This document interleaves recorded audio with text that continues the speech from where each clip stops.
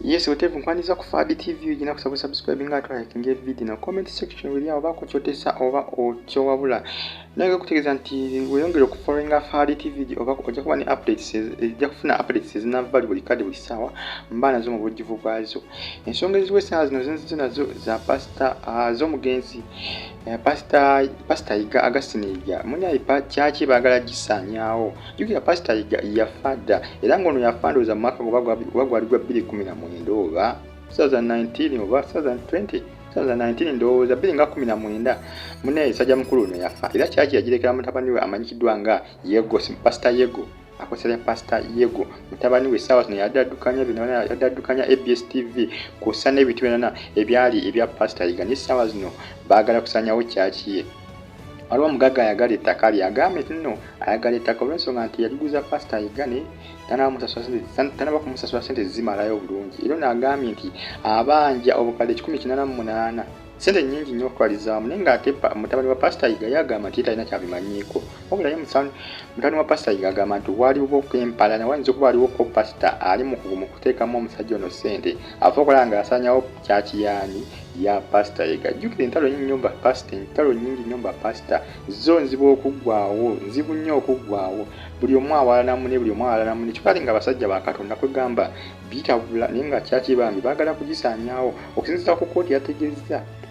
okusinziira ku kooti kyesazeewo olunaku olw'eggulo oli ku Buganda Road yategeeza nti wekiba kitagesa kusaanyaawo kyaki bagisaanyeewo kuba ono yaleese obujulizi ng'alaga abanja pastor Iga ssente. Ono omugagga agamba nti yabanja obukadde bwe 188 nti bwali bwa ttaka bwali bwafika ku ttaka erituddeko kyaki nate pastor Iga agenda okufa nga tazimazeeyo kati mutabani we talina kyamanyiko alina kimu kati yo kooti yasazeewo ekyenkomerero negamba kuba kyaki ogisaanyawo gisaanyeewo otwale ettaka lyo kuba wasigala babanja ssente kugamba kyakya pastor Iga enzo kakana nga bagisaanyizaawo wali kasubi kawaala Revival Christian Church ya pastor Augustine Iga omugenzi nenga sibya nkusaidde era kakati kooti ekyo kyasazeewo kinkomerero wabula ate abantu basinga bategeeza nti kooti yasazeewo mu nsalawo kugamba yanakyemalira ennyini bagamba kooti teyalambise bulungi nnyo kubanga singa babawaddeyo ebbanga ne bagamba nti katubaweeyo ebbanga nti obalya mwaka mulamba omuba temumaze ssente musajja zabanja ekyaki bagisaanyewo naye ate kooti yasazeewo negamba bagisaanyewo tewadde nti oba baweeyo ebbanga eriwerako basooka olabika nga banoonya ssente oba we zinaba zibalimi mu bbanga eryo baleke basaanyewo kyaki. Bigamba bitambala mbesa zino ku social media naye nga kyaki ya mukulu pastor Iga omugenzi ayinza okukakkana ng'esaanyiziddwawo naye nga bikyali mu kooti naye nga ate yo kooti ensalawo gyasazeewo ayadde akyekubira nnyo kooti yeekubidde nnyo ow'omugagga alabika yaguliridde kooti yensalawo mu nsala eyo yabadde etali nambulukufu bulungi nnyo ensalawo yabadde nfu nnyo okufaliza wamu naye nga tukyalinze kooti oba enakyusaamuko mu nsalawo yaayo yadde esazeewo naye nga bandi badde babawayo kakabanga akawerakoko asikuba ndi badde kale mwaka nga guno bagamba omwaka gugwo nga temumaze ssente za musajja oyo kyaki bagisaanyewo wakati sawa zino wali ekasubi kawali wali kya pastor Iga bayese guleda zisazeeko kyakyo naje zigyetoolodde baagala kugisaanyawo naate abantu balimesizza abantu badde bazze okusaba olunaku lwaliro ku makya balimesizza abaguleda okukaka nga basaanyawo kyaki ya pastor Aloysius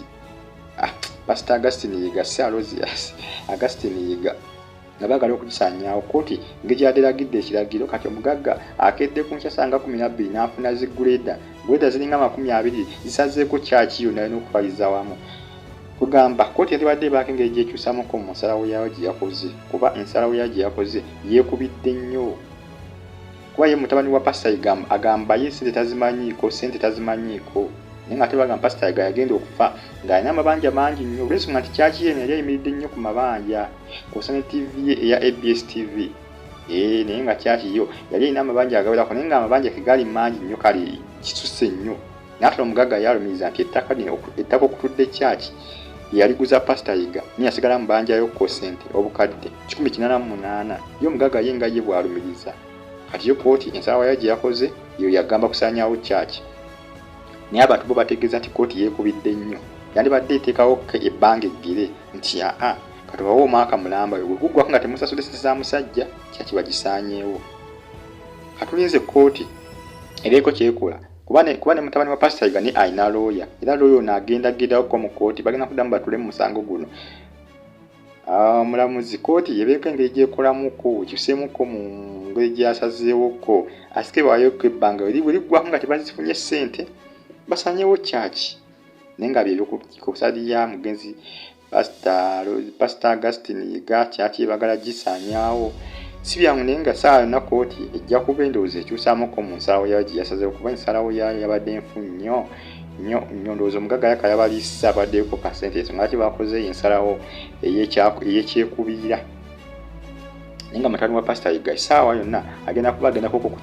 kooti ya Buganda Road olunaku olw'essaawa nga 8 ez'emisana agenda ku kooti eya Buganda Road gye baasalidde omusango guno omugagga gye yaguwangulire ne bamugamba asaanyewo obusaanya kyaki era akedde kuteeka bigguleeda okwetoola kyaki ya Pastor Yiga naye abantu bamulimisizza okulaka nga asenda abantu abadde bakedde okugenda okusaba mu kyaki ya Pastor Augustine Yiga omugenzi. Musubscribing FAD TV gisigala nga followinga updates simba nazo buli kade buli ssaawa, likinga comment section wili awo bako kyotesa oba okubabula sharinga video no ku platforms endala mwelaba.